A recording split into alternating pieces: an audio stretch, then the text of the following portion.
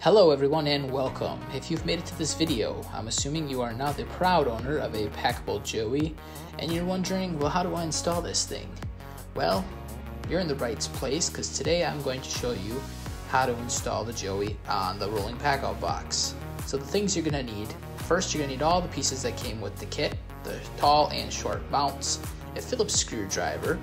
Then you'll need a set of Allen wrenches, specifically a 1/16 and a 5/64, and the 6 included flathead bolts. Using your Phillips screwdriver, take the 2 screws out at the top of the metal rails of the packout on both sides of the rail.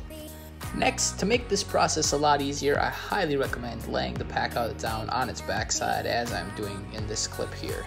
You should then easily be able to slide out the rails on both sides, and I'd slide them about halfway out. Next, you want to lay out your mounts. Start with the smallest 2, place those on the bottom, like so, in that orientation. And then take the top, the thicker 2, taller 2, and lay them out in this orientation. And now it's time for the insertion. Simply take the mounts and slide them over the rail with the smaller one on the bottom and the taller one on the top, just like that. And now we can put the rails back where they belong. This step can be a little tricky, but I just recommend with one hand grabbing the metal rail of the packout and jiggling it, and it also helps to press down on the piece at the top where the screw came out of to help get that rail seated back in its place. Now, one thing you will notice on the Joey is that on one end there is holes and the other end there is slots. This is an intentional design choice that was made because Milwaukee, in their infinite wisdom, can't hold the same tolerance from one packout to the next when it comes to how far apart the rails are spaced. So for your benefit, the slots are there to help take up that gap that may be smaller or larger. Back to the action. Grab the box and reorient it vertically again for the next steps. And make sure you take your Phillips screwdriver and reinsert the 2 screws on either side of the packout to hold the rails securely back in place. Make sure not to over tighten these. You can strip them out pretty easily. Snug will do. And I know you're tired of doing it, but we're going to flip it back over onto its backside and obtain the Joey plate. And we are going to rough position the mounts on the rails to get ready for the installation of the flathead screws. So on both sides, slide the mounts until the holes approximately line up. Alright, and now that we got everything roughly lined up, grab your 1/16 Allen wrench and start with the top screw, put that one in, and just hand tighten for now. Doesn't need to be super tight. Then go to the bottom one, line that one up, and tighten that one in. Again, does not need to be super tight yet. And then put the 3rd screw in. Now, a note on tightening, the threads are very durable, but all you need is about less than a quarter of a turn to snug these up and you're all set. And then, of course, you will do the same on the other side, which I've sped up through the power of video editing. And you can really see now where those slots come in handy. As you can see, the holes don't necessarily always perfectly line up in the center.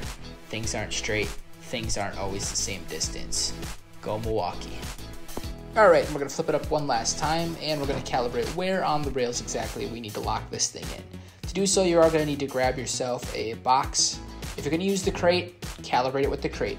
If you're going to use any of the other boxes, calibrate it with any of the other boxes. One note on this, however, if you calibrate with the crate, the other boxes will work. If you calibrate with the other boxes, the crate may not necessarily work. So if you want it to work with everything, use the crate. Alright, now grab your 1/16 Allen wrench and we're off to the races. Grab the crate and you're going to want to place the crate just in front and slide the bracket up until you catch the little packout feet on the back of the crate. And you're going to want to pick it up maybe just about 1 inch to a 1/2 inch off the ground, just enough to get the back of the box off the ground. Hold the mount in place, take the Allen wrench and tighten down that set screw on the first side here. These don't need to be super tight. They are a cut point and they will bite into the aluminum enough to stay put. So I don't recommend tightening them any more than you can using the short end of the Allen wrench for leverage. And then you're going to want to do the same thing on the other side. When you get to the other side, you're going to just want to take and give a little push up and down just to make sure it settles out and it's square. It naturally should settle right where it needs to be, but just want to check real quick. And then the same thing here, tighten them down, make sure not to over tighten them, that you strip anything out, but just snug enough that those cups can bite into the aluminum and give you a secure hold. And we're all done, so you can see there, crate locks on nicely. And then feel free to toss some other stuff on. This works great to toss a slim organizer or maybe a large toolbox or something right on top of that crate. Lock it in, gives you another place to put something in your stack. And then, of course, give it a test spin, kick it up, take it for a ride, see how it works. Now, a couple quick notes, things to be aware of. If you are going to use the crate on the front of the box, I do not recommend exceeding the recommended weight limit of that particular box, which is 50 pounds. Do what you got to do, but you might snap off those plastic pieces in the back, so I do not recommend it.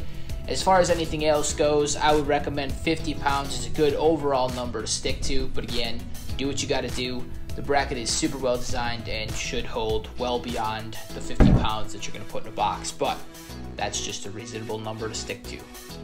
And of course, the Joey works with other boxes as well, so feel free to give that a try. You can put any other Milwaukee Packout compatible box on the front of here.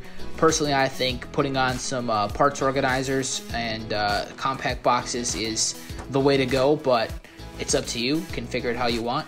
If you got any questions, feel free to reach out, and I hope this video was helpful.